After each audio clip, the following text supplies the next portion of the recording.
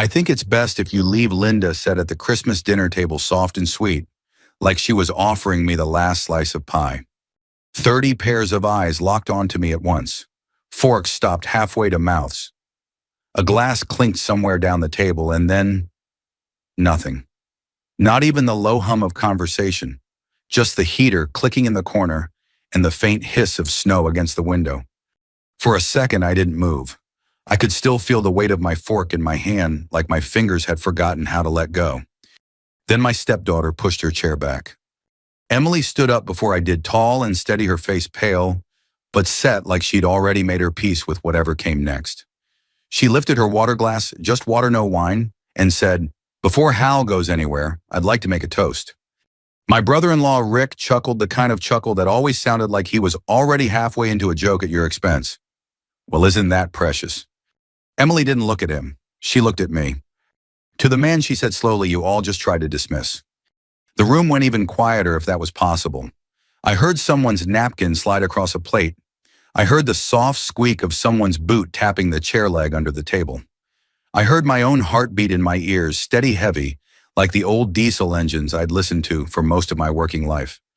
Linda's smile tightened, but she kept it in place. That's the thing about Linda. She learned how to keep her face nice even when her eyes turned cold. "Emily," she said, still in that pleasant tone. "Honey, we're just trying to make sure everyone's comfortable. Hal looks tired. He's had a long year. It might be better if he goes home and rests. We'll handle the cleanup." Her words were gentle, her meaning wasn't. I looked down at my napkin. Without thinking, I folded it into a neat rectangle the way I always did. Habit, discipline. 35 years of doing things in order because the world fell apart when you didn't. I placed it beside my plate, pushed my chair in carefully when I stood, and said, "I don't want to ruin anybody's evening." Because that's who I'd been in this family: useful, quiet, uncomplaining. A man who showed up early and left late. A man who paid bills and kept his mouth shut. Linda kept smiling as if she'd won. Emily's grip tightened around her glass. "You're not ruining anything," she said. "What's ruining it is pretending this is normal." Rick scoffed. "Oh, here we go." "Not now," Linda warned, but her warning was still wrapped in that church lady sweetness. I couldn't stand there and make a scene. Not in front of her sister and her cousins and the neighbors from St. Mary's who'd show up Sunday morning and glance at me like I was a stray dog that wandered into the sanctuary. So I nodded once, took my coat from the hook by the door, and stepped outside. The cold hit me like a slap. Appleton winters don't play around. The air was sharp enough to sting the inside of your nose. The driveway was hard-packed snow, and when I walked, it made that dry crunch under my boots the same sound I'd heard 1,000 times at Fleet Farm parking lots and warehouse docks at 5 in the morning. I stood by my truck for a moment and just breathed. My breath came out in pale clouds. Somewhere down the street, a car passed, tires hissing on the snow. I kept hearing Emily's words in my head. "To the man you all just tried to dismiss." It didn't sound like pity, it sounded like a warning.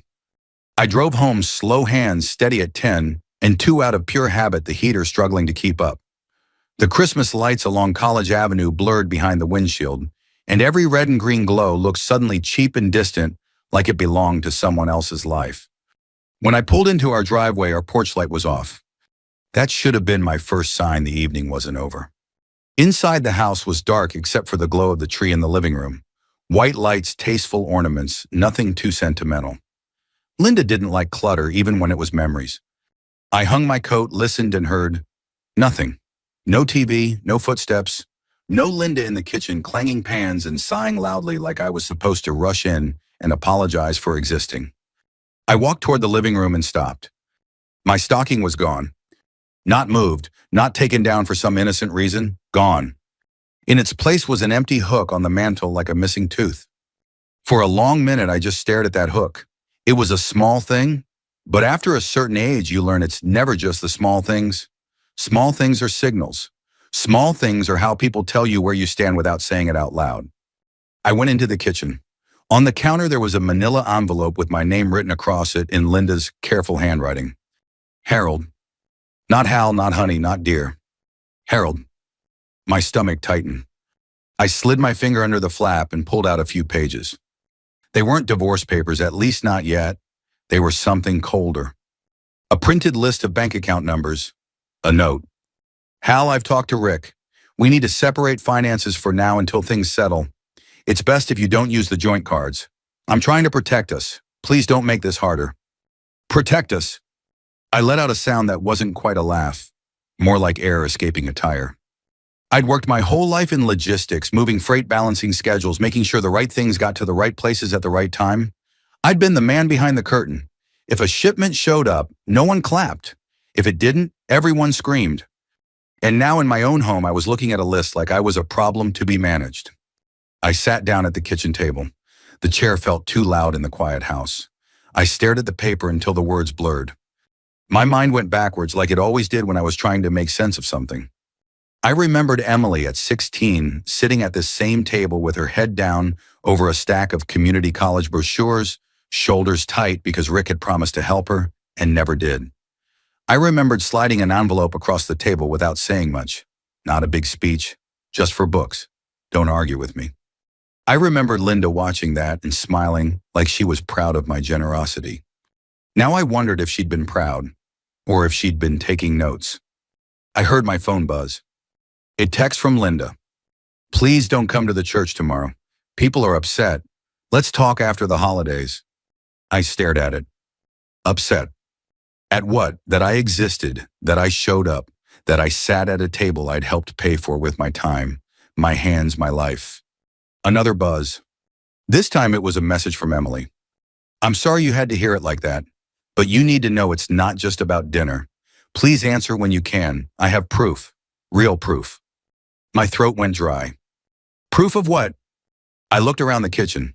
The tree lights blinked faintly from the next room like a heartbeat. The heater clicked again. Somewhere in the walls, the house settled and creaked like it was trying to carry the weight of what I hadn't wanted to see. I set my phone down and pressed my palms flat against the table.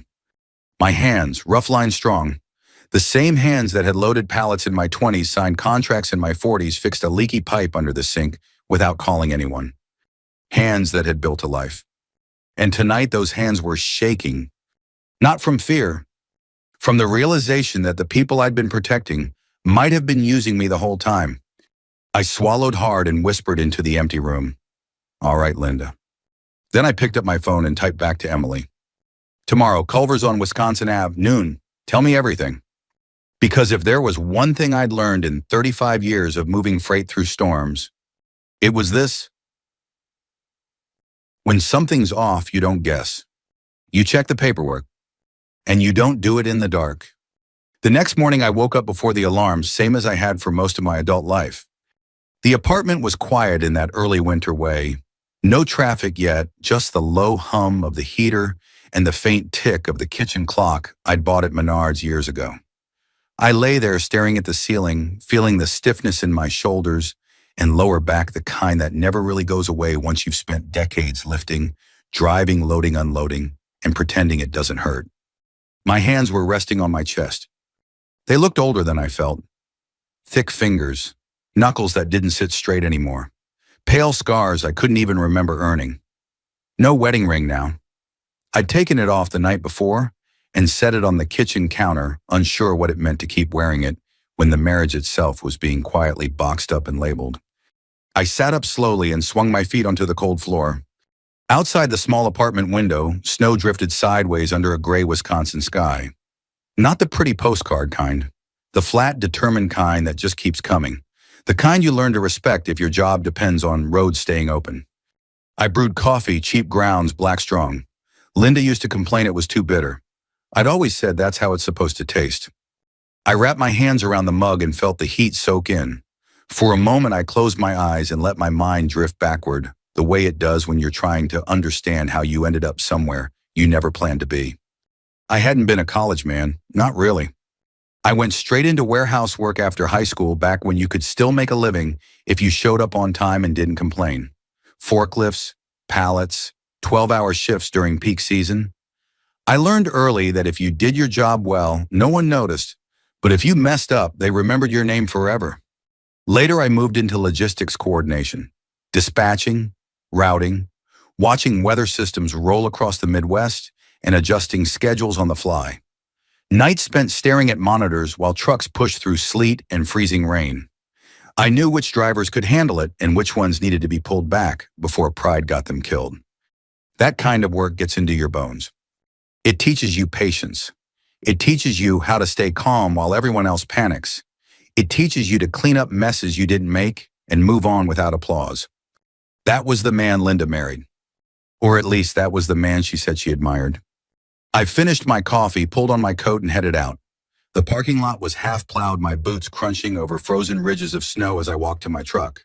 Same truck I'd had for 10 years now. It wasn't pretty, but it ran, and it was paid off. That had always mattered to me more than shine. I drove toward Wisconsin Avenue with the heater blasting and the radio low. A farm report came on, then the local news. Same voices I'd been hearing for decades. Familiar. Steady. Culver's came into view, its sign glowing warm against the gray sky. Emily was already there when I walked in, sitting in a booth by the window. She looked tired. Not hungover, tired, life tired.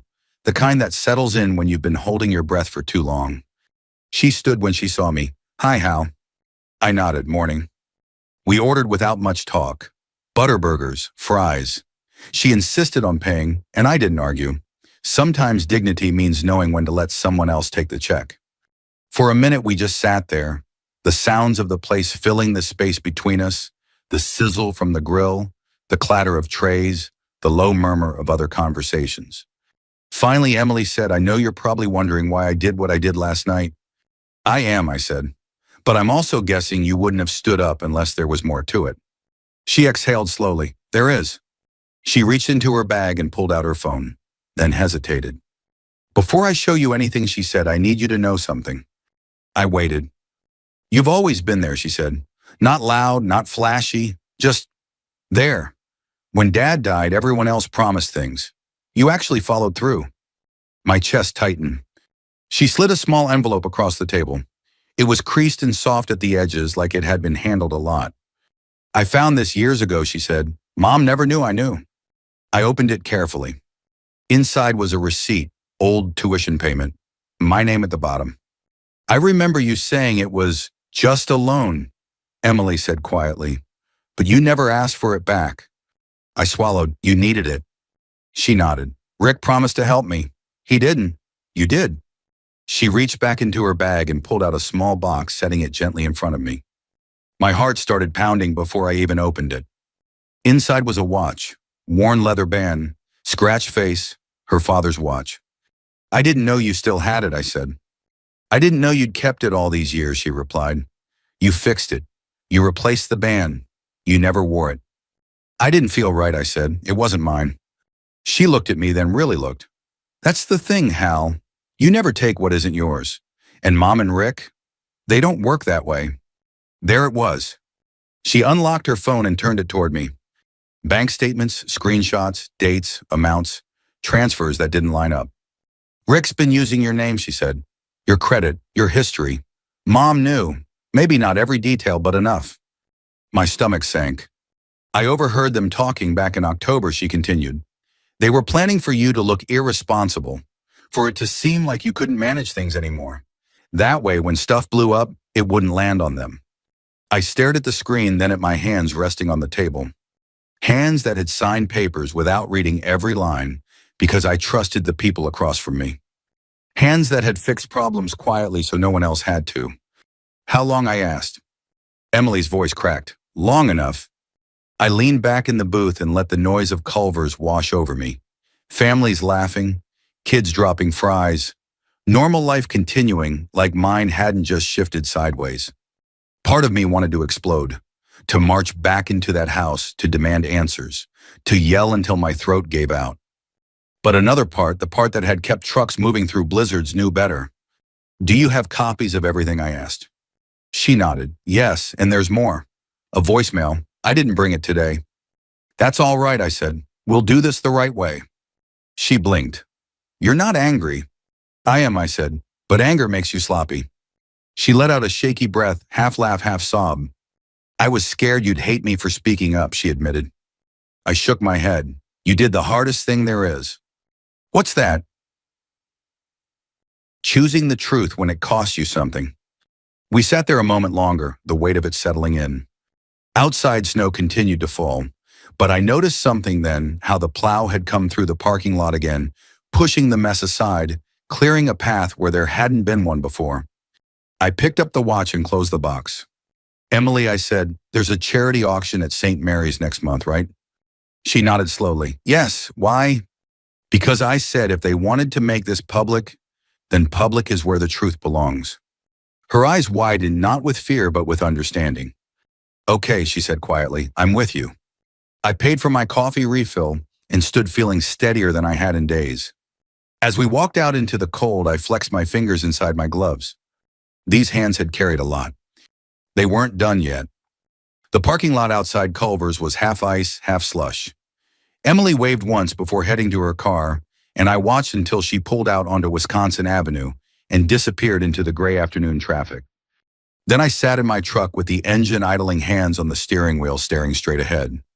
For years, whenever something went wrong at work, my first instinct had been to open the file, check the logs, compare timestamps, find the gap.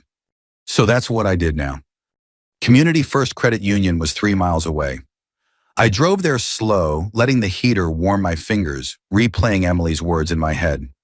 Using your name, your history, making it look like you were slipping.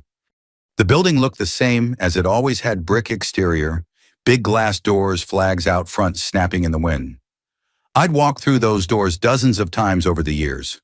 Mortgage, refinance, college savings, small, boring, responsible things.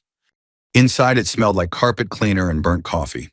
A line of people waited quietly, coats zipped up, eyes down. Wisconsin polite.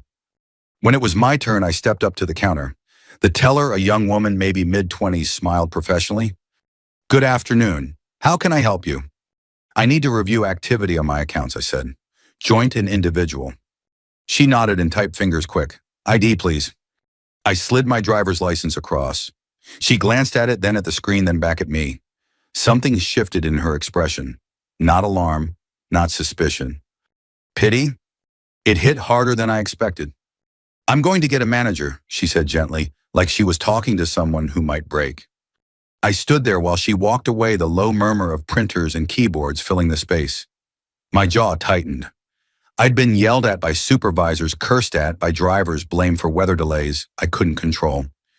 But no one had ever looked at me like that. The manager introduced himself as Brian, early 30s, neat haircut, clean hands. Mr. Mercer, he said, leading me to a small office. There are some irregularities we should go over. Irregularities. He turned the monitor toward me and started scrolling. Dates, amounts, transfers, lines of numbers that told a story I didn't like. Here, he said, pointing. This line of credit was extended using your joint equity. I didn't authorize that, I said. It appears your signature was applied electronically, he replied carefully, from a device associated with your household. My chest tightened. When? October, several transactions since then. October, the month Emily said she overheard them. Brian clicked again. And this, he continued, is a guarantee you provided for a small business loan. I don't own a business, I said. No, sir, he said, but your brother-in-law does. Rick. The name sat heavy between us. Brian hesitated, then added, there's also an asset purchase tied to that loan. He brought up a photo. It took me a second to understand what I was looking at. A pontoon boat, docked somewhere sunny, white and blue, name painted on the side in looping letters. Easy Street. I stared at it, then let out a short, humorless breath. Of course, I said. Why not? Brian shifted in his chair. Mr. Mercer, I want to be clear. If these obligations default, liability could fall to you. That was the plan, I said quietly. He blinked. Sir. I shook my head. Nothing. What are my options? We talked for nearly an hour, freezing accounts, placing alerts, documenting everything. Brian explained things slowly, respectfully, but the damage was already done. Not financial yet. Personal. As I signed paperwork, my hand didn't shake. I'd signed contracts worth more than this in my career, but each signature felt like reclaiming ground, inch by inch. When I was done, Brian stood and offered his hand. I'm sorry you're dealing with this. I took it. His grip was firm but unsure, like he wasn't used to shaking hands with men who carried their weight quietly. Me too, I said. Outside, the wind had picked up. Snow blew sideways across the parking lot, stinging my face as I walked back to the truck. I sat behind the wheel and didn't start the engine right away. I thought about the pontoon boat, Rick lounging somewhere in summer drink in hand, my name backing his good times while I scraped ice off windshields and counted pennies at the grocery store. I laughed then, a real laugh, sharp and bitter. At home, or what used to be home, I tried the key out of habit. It didn't turn. I stood on the porch, snow collecting on my shoulders, staring at the lock like it might change its mind. I knocked once. No answer. I knocked again, harder. Linda opened the door just enough to block me with her body. "Oh," she said, like she hadn't expected me. "I thought you were staying elsewhere." "I need my paperwork," I said. "Birth certificate, tax files." She crossed her arms. "Now isn't a good time." "When?" as I asked. She sighed, the long-suffering sound she used in front of church friends. "Hal, you're being difficult. We talked about this." "We didn't," I said. "You decided." Her eyes hardened. "You're upset. I understand. But Rick needs stability right now." There it was. I nodded slowly. "So do I." She scoffed. "You'll be fine. You always are." That one landed. I turned and walked back to my truck without another word. That night in the apartment, I spread everything out on the table. Statements, copies, notes, dates. I lined them up like freight schedules looking for patterns. They were sloppy. Rick had been counting on my silence, my patience, my habit of fixing things quietly. Linda had been counting on my dignity to keep me from fighting back. I thought of Emily standing up at that table, of the watch in my coat pocket. I called a number Brian had given me, a forensic accountant recommended for situations like mine. The voicemail clicked on. "This is Mark Jensen." I waited for the beep and said, "My name is Hal Mercer. I think my family tried to bury me financially. I'd like to dig." I hung up and sat back in my chair. Outside, snow piled against the window, thick and relentless. But I knew something they didn't. Snow melts. And when it does, everything underneath shows. Mark Jensen called me back the next morning right on time. That mattered to me. People who return calls on schedule usually respect the work. We spoke for 20 minutes. He didn't promise miracles. He didn't raise his voice or use fancy words. He asked for documents, timelines, access. When he said, "This won't be quick," I believed him. When he said, "But it's fixable," I felt my shoulders drop for the first time in days. After we hung up, I drove a quick trip for gas and a cup of coffee that tasted like it had been brewed sometime during the Carter administration. I stood there by the pump, wind cutting through my jacket, watching numbers climb on the screen. I'd spent my life tracking numbers. Now I was watching them like they might turn on me. My phone buzzed. "Emily, do you have time today? I found something else." We met again at Culver's. Same booth, same window. Snow piled up against the curb outside, dirty at the edges where tires had chewed it up. Emily looked more nervous this time. She slid into the booth, wrapped both hands around her cup, and stared down at the tabletop like it might give her permission to speak. "I didn't want to do this," she said. "I kept telling myself it wasn't my place." "Truth usually isn't convenient," I said. She gave a small, sad smile. "I went over to Mom's last week to help her organize the spare room," she continued. "Rick had been using it. He left his laptop open. I wasn't snooping, I swear, but a message popped up." She pulled out her phone and played a recording. Rick's voice filled the booth, low and confident. "Once Hal's out of the picture, it all cleans up. He's steady, nobody questions him. That's the beauty of it." I felt my jaw tighten. Emily stopped the recording and looked at me. "There's more." She opened a folder on her phone, screenshots of emails, messages, spreadsheets. Rick laying out payments. Linda responding with careful, non-committal phrases. Enough to show she wasn't ignorant. Enough to show she knew exactly what she was doing. I saved everything Emily said. I didn't know what else to do. I leaned back and closed my eyes for a moment. In the background, someone laughed at the counter. A tray clattered. Life going on. "When did you decide to stand up?" I asked. Her voice dropped. "When Mom told me she was relieved you'd finally be leaving. She said it like it was overdue." I nodded slowly. She reached into her bag then and pulled out the small box again. "Set it between us." "I want you to have this," she said. "I already do," I replied. She shook her head. "I mean, really have it, not just keep it safe for someone else." I opened the box. The watch lay there quiet and heavy. I slipped it onto my wrist. The band was worn, but it fit. Emily swallowed. My dad would have liked you. That did it. I cleared my throat and looked away toward the window. Outside, a plow rumbled past, scraping ice from the street sparks, flashing briefly where metal met pavement. Thank you, I said, for trusting me.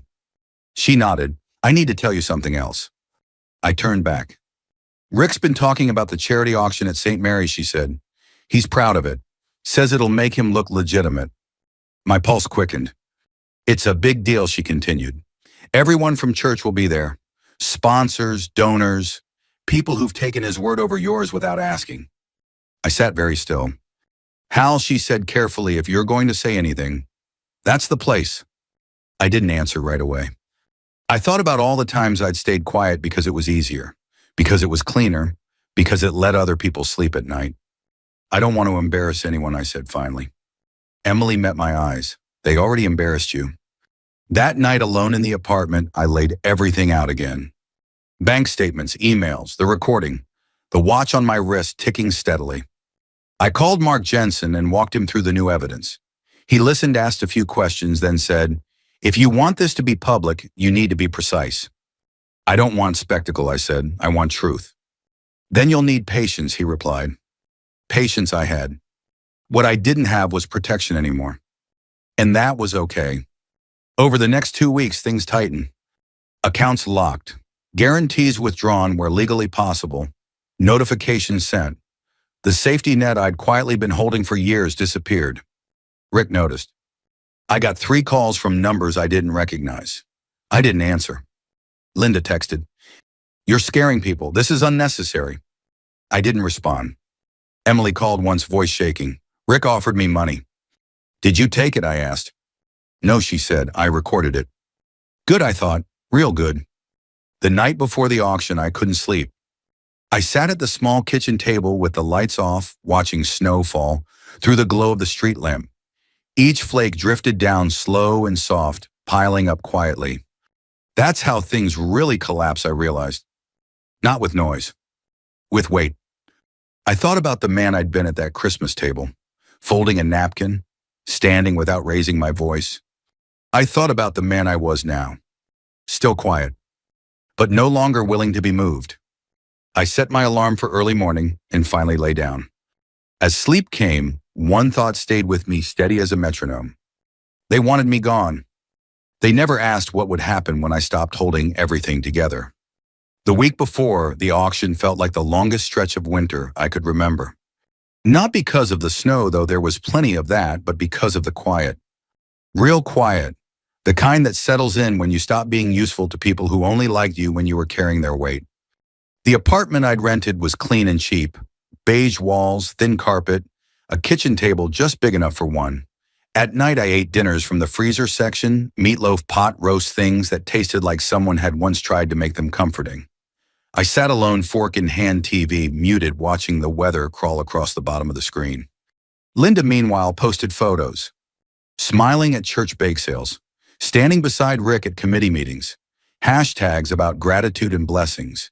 People I'd known for years clicked like without a second thought. That part hurt more than I expected. Mark Jensen warned me it would. When you stop covering for people, he said over the phone, they panic. When they panic, they get loud. Stay quiet. Let them show who they are. Rick showed it fast. The first voicemail came late one night. Hal, buddy, Rick said, voice syrupy. I think there's been a misunderstanding. We're family. No reason to involve outsiders. I deleted it. The second call wasn't so polite. You think you're smarter than everyone, he snapped. You're going to ruin Linda. That one I saved. Linda tried a different approach. She showed up at the apartment unannounced, heels clicking in the hallway like she owned the place. You're isolating yourself, she said, standing in my doorway. People are talking. I leaned against the doorframe, arms crossed. They were already talking. She sighed dramatically. Hal, please. Rick is under a lot of pressure. So am I replied. She looked at me like she didn't recognize me anymore. You're being cruel, she said. I almost laughed. Cruel would have been yelling. Cruel would have been revenge fueled by rage. All I'd done was stop protecting them from the consequences of their own decisions. After she left, I sat at the table and stared at my hands. They looked steadier now. Mark and I worked through everything methodically. Dates matched up. Transfers led back to Rick. The guarantees mine had been the keystone. Remove them and the whole structure wobbled. Rick's Easy Street started to crack. Sponsors pulled back. A vendor called demanding payment. Someone asked questions Rick couldn't answer without lying. Emily called one afternoon, her voice tight. He cornered me in the church parking lot, she said. Said I owed him loyalty.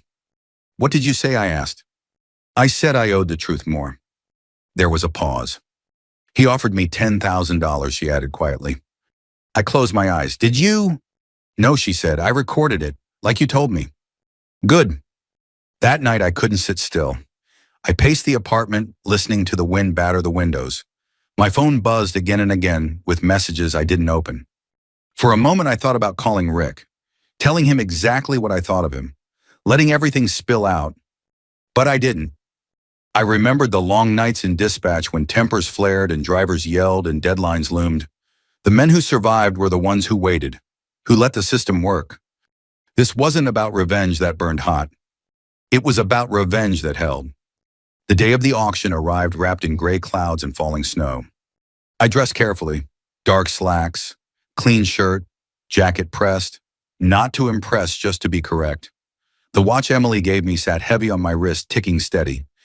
I arrived early and parked a block away, walked the rest boots crunching softly on the sidewalk. St. Mary's Church Hall glowed warm against the cold lights spilling through the windows. Inside, voices rose and fell in friendly waves. The smell of coffee and baked goods drifted out every time the door opened. I stood outside for a moment, breathing in the cold air. This was the room where they'd decided who mattered. I stepped inside. Rick was already working the crowd, laughing too loud, shaking hands like a politician. Linda stood nearby, nodding, smiling, performing. Neither of them saw me at first. I took a seat near the back, close enough to hear, far enough to observe. The auction began. Baskets, gift cards, weekend getaways, applause, laughter. Rick took the microphone, voice booming with confidence. Community, he said. Trust, giving back. Each word landed like a lie on my tongue. Then he spotted me. For a split second, his smile faltered. He recovered quickly, too quickly. Well, look who decided to join us, he said, chuckling. Hal Mercer, everyone. A few heads turned, murmurs rippled. I stood, not rushed, not angry, and walked toward the front. Rick leaned closer, lowering his voice. Don't do this. I met his eyes. I'm not doing anything. You already did. I set a folder on the table beside the microphone. Thick, heavy, real. The room quieted. I won't take much time, I said calmly. I just want to clarify something before more money changes hands. Linda stepped forward, hand reaching for my arm. Hal, please? I gently moved away. Rick tried to laugh it off. This isn't the place. It is, I said, because this is where trust is supposed to live. I opened the folder. Papers rustled. Names, numbers, dates. A silence spread, not sharp, not dramatic, just heavy. The kind you can't escape. Rick stopped smiling. Linda stopped breathing. And for the first time since Christmas, I felt something lift off my chest. Not relief, not victory. Just the solid ground of truth under my feet. The silence in St. Mary's Church Hall didn't crash down all at once. It spread, like cold creeping across a concrete floor. People leaned forward in their folding chairs. Someone near the refreshment table stopped stirring their coffee. The auction volunteer froze with a clipboard, half-raised eyes flicking between me and Rick. I could hear the hum of the fluorescent lights overhead. Rick tried to laugh. Hal's always been dramatic, he said, forcing a grin. You all know that. No one laughed with him. I opened the folder and laid the papers flat on the table, so the top page faced the crowd. These are bank statements, I said, keeping my voice even. Joint accounts in my name, guarantees I didn't authorize, and transfers routed through a business owned by Rick Dalton. A murmur rolled through the room. Rick's smile slipped. You don't know what you're talking about. I turned one page. October 12th, home equity line activated. Same day Rick put a deposit down on a pontoon boat named Easy Street. That name did it. Someone in the second row let out a sharp breath. A man near the wall shook his head slowly, like he just lost a bet he shouldn't have placed. Linda stepped closer, her voice low and urgent. Hal, please. We can talk about this later. You're embarrassing yourself. I looked at her, then really looked. She wasn't afraid for me. She was afraid of being seen. This isn't about embarrassment, I said. It's about money taken under false pretenses. Rick leaned toward the microphone, anger flashing across his face. You're twisting things. I'm reading them, I replied, lifting another page. This is your email. This is your signature. And this I paused as a voicemail where you explained the plan. I nodded toward Emily. She stood. The sound of her chair scraping the floor echoed through the hall like a gunshot. I recorded it, she said, voice shaking but clear. Rick offered me money to stay quiet. $10,000. A gasp rippled through the crowd. Rick spun on her. You little? Enough, someone said sharply from the back. I didn't recognize the voice at first. Then I saw him stand, a man from the church finance committee. White hair, thick glasses, the kind of man people trusted because he never raised his voice. Rick, he said, is this true? Rick opened his mouth. Nothing came out. Linda reached for me again, fingers brushing my sleeve. Hal, stop. You're hurting people. I stepped away.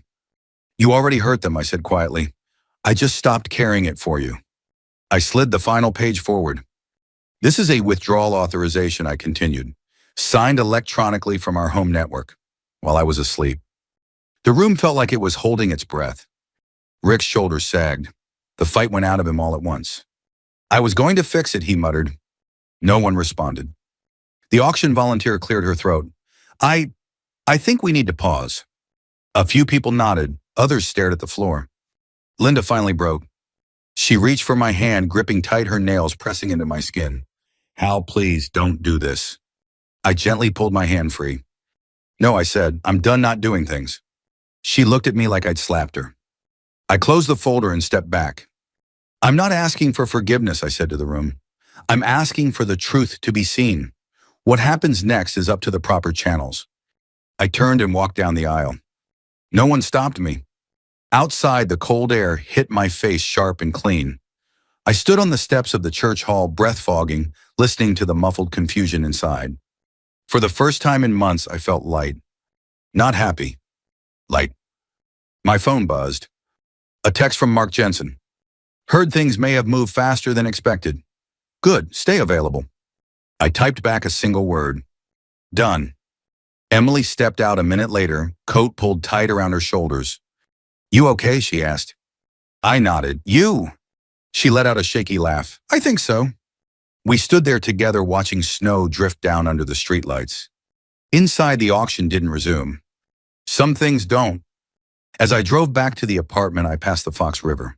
It was still mostly frozen, but cracks had formed along the edges where the current pushed back. Water moving under ice. I knew what would happen next. Investigations, conversations, consequences. But those were for tomorrow.